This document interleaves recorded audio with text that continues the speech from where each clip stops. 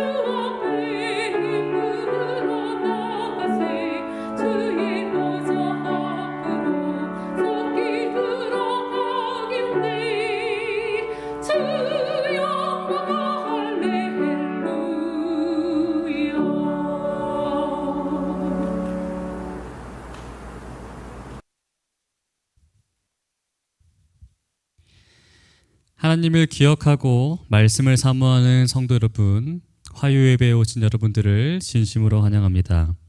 우리가 이 시간을 통해 말씀으로 하나님과 가까워지고 하나님을 뜻을 구하고 또 그 은혜를 경험하는 시간이 되길 간절히 바랍니다. 오늘은 혼인잔치에 들어가시겠습니까? 라는 제목을 통해 하나님의 말씀을 함께 나눠보고자 합니다. 하나님의 말씀 마태복음 22장 2절 4절 11절에서 12절 14절 말씀입니다.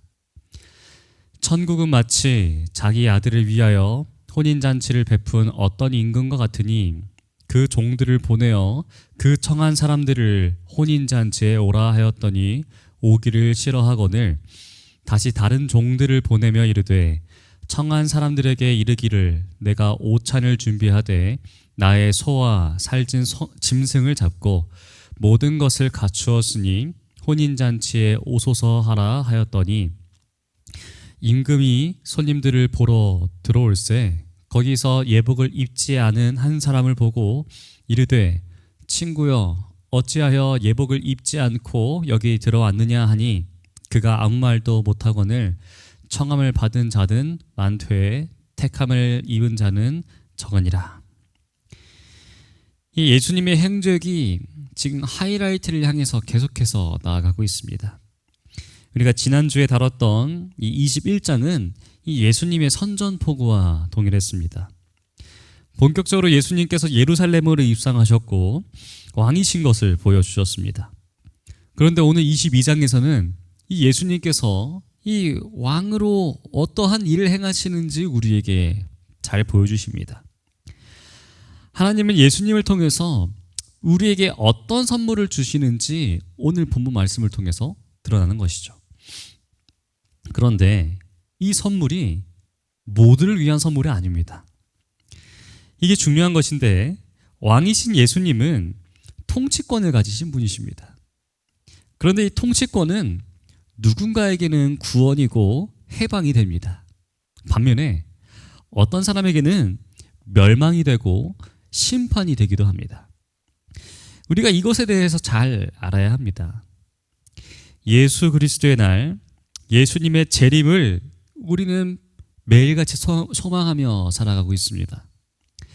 우리가 하나님의 편에 서 있으면은 그날은 우리에게 구원의 날이 되겠지만 반면에 내 자신의 자기 중심성, 내 죄와 나를 앞세우는 모습을 우리가 계속해서 가지고 있고 또 그것을 이겨내지 못한다면은 그 마지막 때가 우리에게는 두려움의 날, 심판의 날로 다가오게 됩니다. 그동안 우리가 왕 노릇했던 나 자신을 내려놓고 예수님을 왕으로 모시고 인정하는 것이 우리의 마지막 결말을 바꿔준다는 것이겠죠. 그분의 말씀이 나를 움직이고 그분의 주권이 나를 통치한다는 것을 인정하는 것이 우리에게 반드시 필요합니다. 그러나 이 말이 과연 쉽습니까? 교회에 나온다고 해서 되는 것도 아니고요. 교회에서 우리가 직분을 받고 또 신앙생활을 오래 한다고 해서 이루어낼 수 있는 것도 아닙니다. 아주 중요하고 어려운 결단이고 은혜가 필요합니다. 그래서 예수님은 우리에게 은혜가 되시고 하나님의 선물이 되십니다.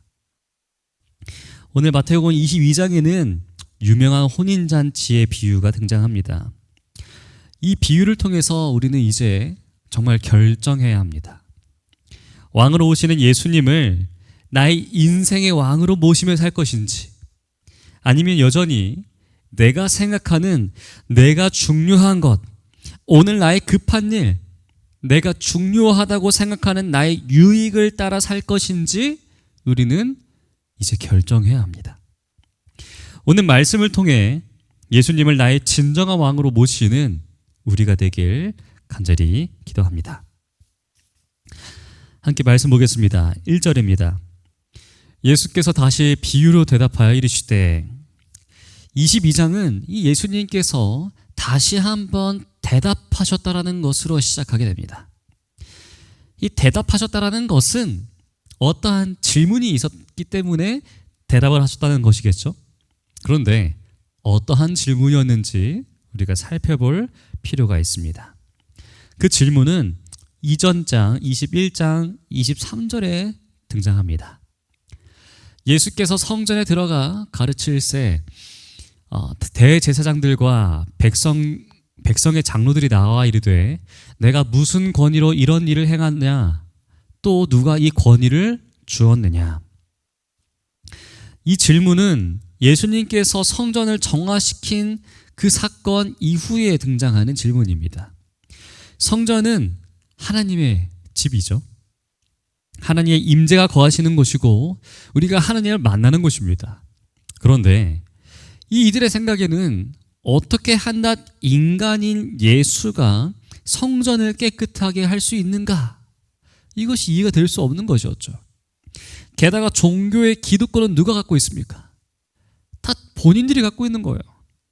자신들이 판단해서 하야 하는 일을 한낱 갈릴리라는 그 촌구석에 사람이 와서 뒤집고 엎는 것을 보게 되었을 때 그들은 화가 날 수밖에 없는 것이었죠. 과연 무슨 권위를 가지고 이런 일을 벌이느냐? 그랬더니 예수님은 그 질문에 대해 두 번에 걸쳐서 비유로 설명해 주셨습니다. 바로 21장 후반부에 나오는 두 아들의 비유와 포도원 주인과 악한 농부의 비유였습니다. 이 비유 역시도 우리가 너무나 잘 알고 있는 비유입니다. 아버지가 일하러 가라 했더니 두 아들이 대답을 달리합니다. 큰 아들은 가겠다고 대답했지만 결국 가지 않았고요. 둘째 아들은 싫다라고 대답했지만 나중에는 결국 가게 되었습니다. 이 비유는 유대인들, 지금 신앙의 주권을 가지고 있다고 생각하는 유대인들은 가겠다고 했지만 안 갔다라는 것이고, 하나님의 말씀을 듣는 척했지만 듣지 않았던 유대인이었습니다. 그러나 이방인들, 힘없는 사람들, 죄인들, 이 부족한 사람들은 유대인들이 지켰던 그 율법을 지킬 수 없기 때문에 처음에는 못 가겠습니다 라고 대답을 합니다. 그런데 마음으로 하나님을 따랐고 결국 그 일을 해냈던 것이죠. 그래서 정말 왕을 따르는 자는 누구인가? 가겠다고 말만 하고 뻔뻔하게 말만 하고 안 가는 사람들이 아니라 못 갈 것 같아요 라고 했지만 결국에는 그 길을 따라가는 사람들이라고 하셨던 그러한 말씀, 그러한 비유였습니다. 두 번째 비유는 포도원 주인과 악한 농부의 비유였습니다. 포도원 주인이 돈을 찾으려고 종을 보냈는데 이 악한 농부들이 자꾸 종을 때리고 죽이게 됩니다. 포도원 주인이 마지막으로 그래 아들을 보내면 되겠지라고 생각하고 아들을 보냈는데 그 아들 또한 죽이는 그런 무서운 비유입니다. 이 두 가지 비유가 말하는 것은 하나님의 통치를 따르는 자들이 있고 그렇지 않는 자들이 있다라는 것입니다. 즉 하나님의 통치를 따르는 것이 그분을 왕으로 모시는 것이고 천국의 주인공이 되는 길임을 알려주는 두 가지의 비유와 함께 오늘 이어서 세 번째의 비유가 등장하게 됩니다. 그런데 오늘의 비유라고 하는 말을 보면은 복수형입니다. 그러니까 오늘의 비유는 두 가지의 비유인 것이죠. 1절부터 10절까지 이 혼인잔치의 비유가 나오고요. 11절부터 14절까지는 이 잔치에 올 수 있는 사람의 그 자격이 무엇인지를 보여주고 있는데 이 두 가지는 사실 하나의 이야기로 이해할 수 있습니다. 이러한 배경 설명을 우리가 함께 가지시고 살펴보겠습니다. 2절입니다. 천국은 마치 자기 아들을 위하여 혼인잔치를 베푼 어떤 임금과 같으니. 마태는 계속해서 이 천국에 대한 이야기를 합니다. 왜냐하면 천국은 누구의 나라입니까? 하나님의 나라입니다. 그 나라의 왕이신 예수님이 어떠한 분이신지가 마태에게는 관심사이기 때문에, 그래서 다른 복음서는 천국 이야기를 그렇게 많이 하지 않지만 마태는 계속해서 천국에 집착을 하게 됩니다. 즉 하나님의 나라와 예수 그리스도의 왕 되심을 계속해서 강조하고 있는 마태의 모습인 것이죠. 천국은 마치 자기 아들을 위하여 혼인잔치를 베푼 임금과 같다라고 말을 합니다. 우리의 인생에 있어서 가장 큰 잔치는 무엇이 있을까요? 제가 생각해 보니까 한 3가지 정도 있는 것 같습니다. 첫 번째는 태어나면 무엇을 하죠? 네, 돌잔치를 합니다. 또 나이가 들면 뭐 합니까? 혼인잔치를 하고, 그것보다 더 나이가 많아지면은 뭐 7순, 8순 잔치를 하게 됩니다. 그런데 이 돌잔치 기억이 잘 나지 않습니다. 또 이 7순이나 8순 잔치는 기쁘긴 하지만 인생의 마지막을 기다리고 이제 죽음을 기다리는, 어떻게 보면은 기쁘면서도 약간은 슬픔이 있는 그런 한 잔치입니다. 그러면 가장 기쁨이 있는 잔치는 무엇일까요? 바로 혼인잔치가 되겠죠. 이 혼인잔치를 하게 될 때 우리의 인생은 가장 빛이 납니다. 그래서 혼인잔치는 잔치 중에 가장 기쁜 잔치입니다. 비록 제가 그 잔치에 그 기쁨을 직접 느껴보지 못했지만 참 많은 결혼식을 참여해 봤는데, 그 결혼을 하는 주변 사람들의 그 얼굴을 보았을 때, 또 그 모습들을 보았을 때 어느 때보다 기쁜 얼굴과 그런 모습들을 하고 있는 것을 보게 되었습니다. 저도 빨리 이 이런 기쁜 잔치를 경험하는 날이 왔으면 좋겠습니다. 이런 저를 위해서 기도해 주시면 감사하겠습니다. 즉 이 천국은 이 가장 기쁜 잔치를 열어놓고 우리를 초대하는 하나님의 마음이라는 것을 강조합니다. 천국은 왕이 베푼 잔치입니다. 왕이 베푼 잔치면 우리가 어떻게 해야 합니까? 들어가야 합니까? 들어가지 말아야 합니까? 당연하게 들어가야 합니다. 왜냐하면 왕의 잔치는 일반적인 잔치랑은 비교할 수가 없는 최고의 잔치입니다. 그런데 3절입니다. 그 종들을 보내어 그 청한 사람들을 혼인잔치에 오라 하였더니 오기를 싫어하거늘. 이해가 안 됩니다. 오기를 싫어했다. 여기서 오기를 싫어했다라는 문장은 미완료 계속형입니다. 그 뜻은 한 번 그냥 싫어요, 안 갈래요 라고 거절한 게 아니라 여러 번 싫어했다라는 것이에요. 여러 번 안 갈래요. 하나님은 계속해서 하나님의 사람들을 천국 그 잔치에 초대를 해주시는데 그들은 계속해서 싫다라고 거절했다라는 것입니다. 이것이 우리의 현실 아닙니까? 여기서 청한 사람들이라는 그런 뜻하는 그 칼레오라는 단어는 이 3가지의 의미가 있습니다. 첫 번째는 호명한다는 의미, 두 번째는 초대한다는 의미, 세 번째는 부르다라는 의미를 갖고 있습니다. 그런데 이 바울의 신학에 의하면은 하나님의 부름을 받은 사람들, 이 에클레시아라는 말, 이 교회라는 뜻이죠. 근데 그 교회라는 뜻이, 에클레시아가 이 칼레오에서 파생된 단어입니다.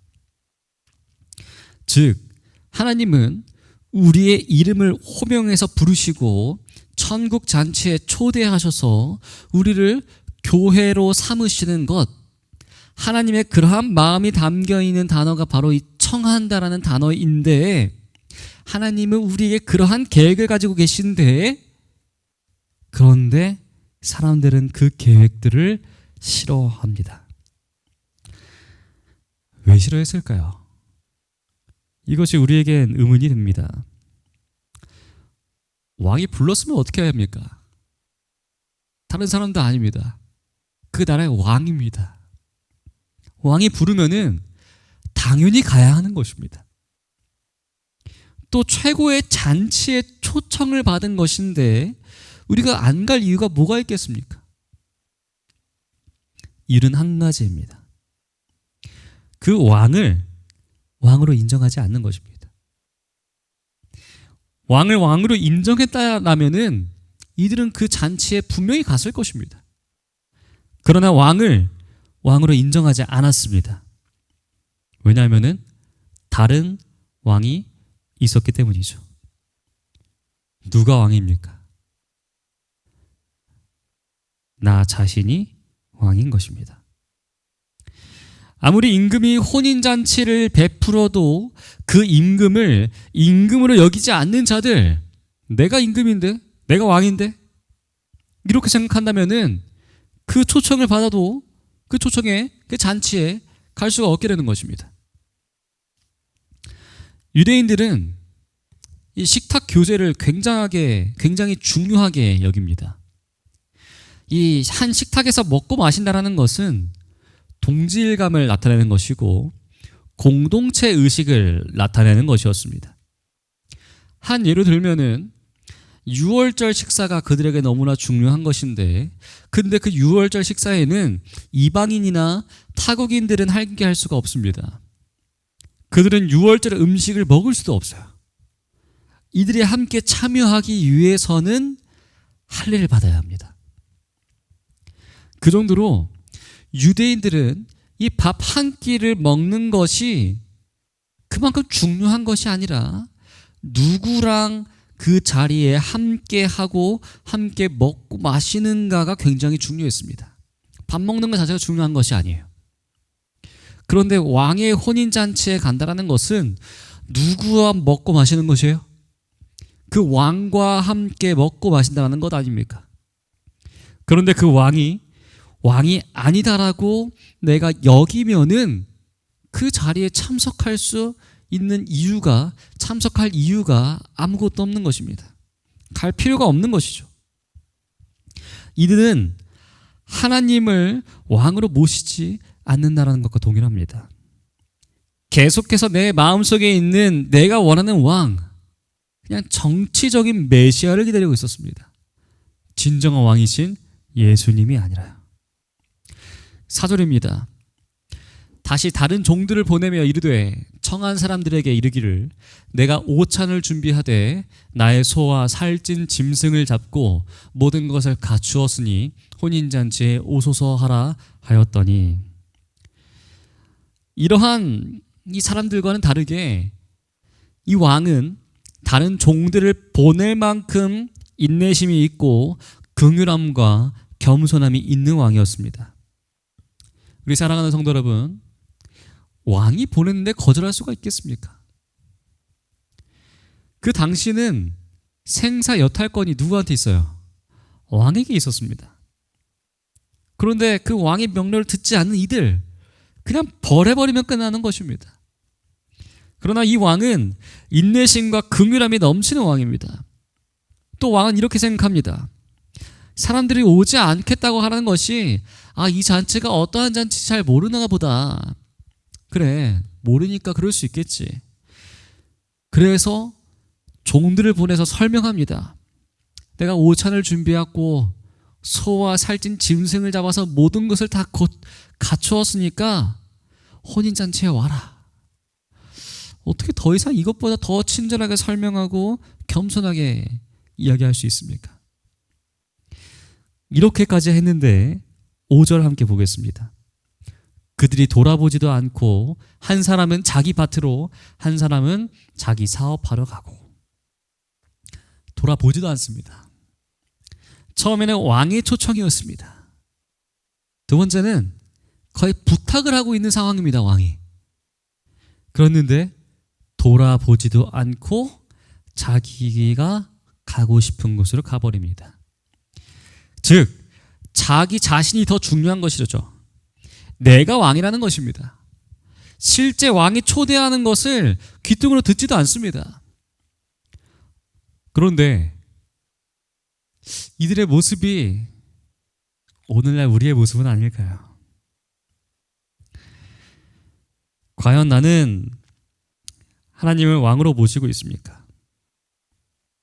하나님의 초대가 나에게 가장 중요합니까? 아니면은 내 밭이, 내 사업이 더 중요합니까? 하나님이 내 밭을 풍성하게 하고 내 사업을 도와주면 그분을 믿겠어. 그러나 하나님이 내 밭이나 내 사업을 도와주지 않는다면은 하나님의 명령이라고 하더라도 난 그런 거 따르지 못해. 이게 우리의 오늘날의 모습이 아닙니까? 내가 왕인 것입니다. 그것도 모자라서 6절을 함께 살펴보면은 그 남은 자들은 종들을 잡아 모욕하고 죽이니, 종들을 잡아 죽이고 모욕합니다. 곧 누구를 모욕한 겁니까? 왕을 모욕한 것입니다. 이게 우리의 죄악이고 연약한 우리의 모습입니다. 임금의 초청을 무시하고 거역하고 도리어 모욕하고 죽였다. 단순히 우리가 우리의 이익만을 쫓고 살아가다가 하나님의 영광스러운 그 초청을 거절하지 않는 우리가 되길 이 시간 간절히 바랍니다. 그리고 하나님의 영광에 대해 감사하는 마음이 우리에게 함께하게 되길 간절히 바랍니다. 우리를 향해 계속해서 주시는 하나님의 그 소중한 마음을 우리가 계속해서 거절한다면은 그 하나님의 마음은 어떠할까요? 다른 것도 아니고 최고의 사랑, 최고의 잔치를 우리에게 주시려고 계속해서 노력하십니다. 그분의 사랑을 거절하지 않고 그분의 마음을 아프게 하지 않는 우리 모두가 되길 간절히 소망합니다. 이 종을 모욕하고 죽인 자들의 말로가 등장합니다. 임금이 노하여 군대를 보내어 그 살인한 자들을 진멸하고 그 동네를 불사르고, 이에 종들에게 이르되 혼인잔치는 준비되었으나 청한 사람들은 합당하지 아니하니. 하나님은 기계가 아니십니다. 하나님은 계속해서 참으시는 분이 아니십니다. 진멸하고 불사르는 날이 언젠가 결국은 오게 될 것입니다. 구원의 날이었던 천국 잔치가 이때는 심판의 날로 바뀌게 되는 것이죠. 하나님을 따르지 않고 자기만을 중요하게 여기는 사람들에게는 이 날이 심판의 날로 바뀌게 됩니다. 우리 모두 이 예수 그리스도의 그 재림의 날이 기쁨과 구원과 해방의 날로 우리에게 다가오게 되길 간절히 바랍니다. 중요한 내용은 9절입니다. 내거리 길에 가서 사람을 만나는 대로 혼인잔치에 청하여 오라 한대. 이제 왕은 예정된 사람들이 아니라 새로운 사람들을 부르게 됩니다. 예정되었던 사람들은 누구였습니까? 유대인들이었습니다. 그런데 이제는 유대인들이 아니라 이 내거리의 길로 가서 다른 사람들로 불러오게 합니다. 근데 이 내거리 길, 이게 어디냐 하면은 도심에서 성 안으로 빠져나가는, 성 밖으로 빠져나가는 길을 말합니다. 지방 도로로 나가는 출구라는 것이죠. 그렇다면 여기는 성 밖일까요? 성 안일까요? 성 밖입니다. 이 성 밖이라는 말은 이제 유대인들뿐만 아니라 이방인들도 이제 이 천국 잔치에 들어올 수 있게 되었다는 말과 동일한 것이죠. 그런데 중요한 단어는 여기에서 내거리 길입니다. 이 내거리라는 이 헬라어 원문을 보면은 디엑소더스입니다. 엑소더스 무엇입니까? 출애굽기입니다. 탈출. 여기서 말하는 출구라는 그러한 것이 단순히 그냥 나가는 길이라는 말이 아니라 엑소더스, 하나님이 그의 백성을 죄 가운데서 빼내시는 그 구원의 행동을 보여주는 말이 이 내거리 길에 들어가야 되는 단어라는 것이죠. 이 구원의 행동을 지금 예수님이 내거리 길이라는 말로 하시면서 본격적으로 혼인잔치에 청하러 오는 사람들이 누구인지에 대해서 말씀해 주십니다. 자기 중심으로 뭉쳐져서 하나님을 거역하는 자들이 아니라 엑소더스를 경험한 사람들, 자기 죄에서 탈출하고 죄에서 빠져나와서 하나님을 왕으로 모시는 사람들, 이방인이라 할지라도 그들에게 구원이 선포되었다라는 것을 말씀하시는 것이 이 네 거리의 길이라는 것이죠. 10절입니다. 종들이 길에 나가 악한 자나 선한 자나 만나는 대로 모두 데려오니 혼인잔치에 손님들이 가득한지라. 이제 미리 준비된 사람들, 이 유대인들이 아니라 악한 자들과 선한 자들도 이 자리에 함께하게 됩니다. 이것을 보면은 우리의 교회도 동일하다는 것이에요. 교회 안에는 선한 자만 있는 것이 아닙니다. 악한 자도 있습니다. 그런데 이것은 정상입니다. 왜냐하면은 교회는 누가 모이는 곳입니까? 죄인들이 모이는 곳입니다. 그래서 교회 안에는 악한 자나 선한 자 다 있습니다. 그렇다면 나는 악한 자일까요? 선한 자일까요? 그 답은 우리 성도님들의 각자에게 맡기겠습니다. 내가 선할 수도 있습니다. 그러나 내가 선해서 이 자리에 불러진 것이 아니라 악해도 불러집니다. 왜냐하면은 우리가 함께 하고 있는 이 천국은, 함께 하게 될 천국은 하나님께서 왕 되시는 곳이고, 이곳은 누가 왕 되심이 중요한 것이지 백성이 더 중요한 것이 아니기 때문에 그렇습니다. 그런데 11절부터는 새로운 비유가 시작되게 됩니다. 10절까지는 우리의 능력과 자격이 아니라 누구나 예수님께서 우리를 불러주셨습니다. 왕께서. 그런데 그렇게 불러서 모은 사람들을 왕이 이제는 드디어 그들을 보러 오게 됩니다. 11절 12절입니다. 임금이 손님들을 보러 들어올새 거기서 예복을 입지 않은 한 사람을 보고 이르되 친구여 어찌하여 예복을 입지 않고 여기 들어왔느냐 하니 그가 아무 말도 못하거늘. 예복을 다 입었는데요, 한 사람만 입지 않았습니다. 자, 그런데 이 예복에 대해서 이 실물교훈은 다음과 같이 우리에게 설명해 주고 있습니다. 실물교훈 309페이지입니다. 그 잔치에 참여하는 모든 손님을 위하여 예복이 준비되어 있었다. 이 예복은 임금이 마련하신 선물이었다. 손님들은 이 예복을 입음으로써 잔치에 베푼 사람에 대한 존경심을 나타내었다. 누가 이 예복을 준비해 줬습니까? 왕이 예복을 준비해 줬습니다. 그런데 왕이 예복을 준비해 줬는데 입지 않았다라는 그 말, 왜 그랬을까요? 무슨 뜻일까요? 이 사람이 여전히 왕의 명령을 어명으로 여기지 않는 사람이었습니다. 왜 그랬을까요? 아니, 심지어 이 사람은 어떤 사람이에요? 혼인잔치에 참여하기까지 한 사람이었습니다. 여기 들어올 정도라면은 왕을 인정하니까 이 자리에 온 것 아닙니까? 그런데 왜 그러한 인정이 있는데도 불구하고 이 자리에 와가지고 그 왕의 명령, 왕이 입으라고 하는 그 예복을 왜 제대로 입지 않고 이러고 있는 것일까요? 그 이유에 대해서는 평행 구절인 누가복음 14장 21절을 살펴보면 이유를 알 수가 있습니다. 종이 돌아와 주인에게 그대로 고하니 이에 집주인이 노하여 그 종에게 이르되 빨리 시내의 거리와 골목으로 나가서 가난한 자들과 몸 불편한 자들과 맹인들과 저는 자들을 데려오라 하니라. 혼인잔치에 온 사람들이 누구예요?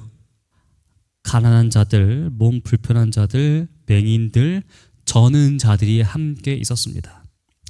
이 사람들은, 이 한 사람은 이 사람들과 함께 혼인잔치에 왔다라는 것이 불편한 사람이었습니다.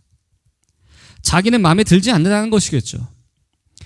나같이 선하고 훌륭한 사람이 어떻게 저렇게 부족한 사람들과 함께 이 잔치에 참여할 수 있겠는가? 기분 나쁘다라는 것입니다. 그러니까 무엇이 생겨요? 불만이 생기고 그 불만 때문에 왕이 준 그 예복을 입지 않게 됩니다. 이 사람은 그래 왕을 왕으로 모시고 살아가긴 하지만 여전히 자신의 행위를 주장하고 있고 자신의 의를 주장하고 있는 것입니다. 예복은 왕의 의를 상징합니다. 하나님의 공의를 입으라는 것인데 자신의 공의를 더 주장하고 있다는 것이겠죠. 나는 저들과 다르다. 나는 저들과 함께 될 수가 없다. 나는 저들과 같이 밥을 먹을 수가 없다. 왕의 이 잔치에 내 유익을 위하여 내 유익을 구하고 취하기 위해서 이 자리에 오긴 했지만 저들과 하나가 될 수 없다라고 말하는 것이죠. 이것이 누구의 모습이에요? 우리의 모습입니다. 우리의 연약한 모습이라고 예수님께서 말씀해 주십니다. 내가 구원을 받으려고 교회에 오지만 저런 금낮은 사람들과 어울릴 수 없다고 내 자신을 훌륭한 사람처럼 생각하는 마음이 우리 가운데 있다는 것이에요. 그런데 그에게 임금이 어떻게 말하는지 우리가 함께 살펴보겠습니다. 13, 14절입니다. 임금이 사한들에게 말하되 그 손발을 묶어 바깥 어두운 데 내던지라. 거기서 슬피 울며 이를 갈게 되리라 하니라. 청함을 받은 자는 많되 택함을 받은 입은 자는 적으니라. 만약에 우리가 하나님의 공의를 의지하지 않고 내 자신의 의를 의지한다면은 손발이 묶여서 어두운 데 던져지게 될 것입니다. 그리고 슬피 울며 이를 갈게 되겠죠. 우리의 의는 아무것도 아닙니다. 남들보다 내가 더 나은 것이 아무것도 없습니다. 내가 좀 더 나아서 우리를 하나님께서 목회자로, 장로로, 집사로 부르신 것이 아닙니다. 우리는 잘난 것이 아무것도 없는데 이 자리에 초청받은 자들입니다. 하나님의 의가 아니면은 우리는 그 천국에 들어갈 수가 없습니다. 청함을 받은 사람들은 많습니다. 하나님은 누구든지 이 잔치에 들어올 수 있게 하십니다. 그러나 택함을 받는 사람은 적습니다. 누구든지 초대되었지만 결단을 촉구하고 있습니다. 자신의 의를 의지하지 않고 하나님만 의지하는 사람, 하나님의 의, 즉 예수 그리스도의 공로를 힘입어서 예수 그리스도로 옷 입지 않은 사람들이 많다라는 것이 오늘날 교회의 현상이라는 것이죠. 하나님께서 이 교회 안으로 초청하셔서 데려온 사람들이 너무나 많습니다. 그러나 아직도 나는 다른 사람들과 다르다고 선을 긋는다면은 그것은 옳지 않다는 것이겠죠. 오직 하나님의 의와 은총만이 우리를 천국에 들어갈 수 있습니다. 하나님의 의와 은총만이 나를 설 수 있게 합니다. 라고 하는 그런 고백이 이 시간 우리에게 너무나 필요합니다.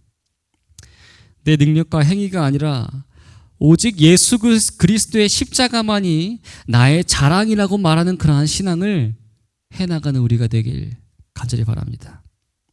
그래서 다른 사람들과 내가 다르다고 틀리다고 말하다는 것이 아니라 이러한 부족한 나도 구원하신 예수님께서 또 많은 사람들을 하늘나라로 불러주셨고 그 하늘나라가 얼마나 멋진 곳인지 생각하며 우리가 서로를 긍휼히 여기고 겸손히 섬기고 사랑하는 것이 우리에게 너무나 소중하다는 것이겠죠. 우리의 마음 가운데 오직 하나님의 그 공의와 하나님께서 우리에게 주신 그 공로를 힘입어서 하나님만 찬양하는 그러한 믿음이 우리에게 함께하게 되길 간절히 바랍니다. 또한 그러한 믿음을 가지고 내 주변 사람들을 함께 격려시키고 도와주고 봉사하며 겸손히 섬기며 그 사람들과 함께 내 이웃들과 내 함께 하고 있는 교인들과 함께 예수님 다시 오실 그날에 예수님을 맞이하는 우리 모두가 되길 간절히 바랍니다. 이러한 믿음의 신앙을 이어나가며 이 동탄새하늘 교회가 더 많은 영혼들을 하나님께로 이끄는 교회로 만들어 나가는 우리 모두가 되길 바라면서 오늘 말씀 마치겠습니다. 기도하겠습니다.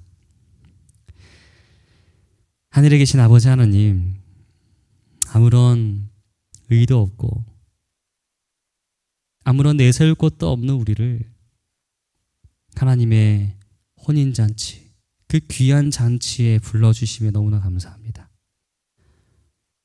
이렇게 귀중한 초청을 받은 우리가 하나님께서 우리에게 주신 그 영광을, 또 하나님께서 우리에게 주신 그 은혜를 항상 기억하고 감사함으로 섬기며 하나님을 잊지 않고 살아가는 우리가 될 수 있도록 인도하여 주시옵소서.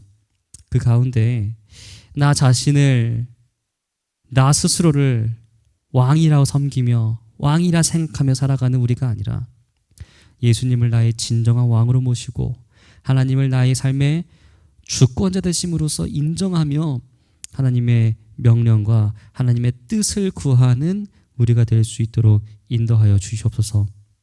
또 그러한 믿음을 가지고 내 주변 사람들에게 더욱더 겸손한 마음으로, 겸손한 모습으로, 또 긍휼한 마음을 가지고 주변 사람들을 섬기며 그 사람들에게 하나님께로 인도하는 믿음의 통로가 될 수 있도록 우리를 축복하여 주시옵소서. 사랑이 많으신 예수 그리스도의 이름으로 간절히 기도합니다. 아멘.